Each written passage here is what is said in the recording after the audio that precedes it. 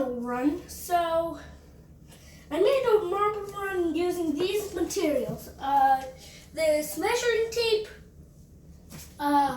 this family bingo box, this building I created, and all these random papers, 2 mechanical pencils. I don't think we need those. We need those to run it though. These 2 books, and that's it. So I'm gonna put the marble in here. It's supposed to jump over there.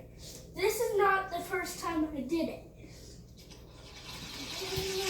There it goes. Oh, we need to reach.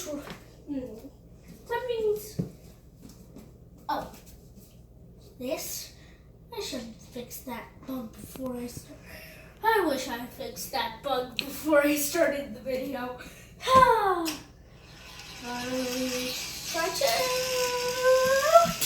And there it goes.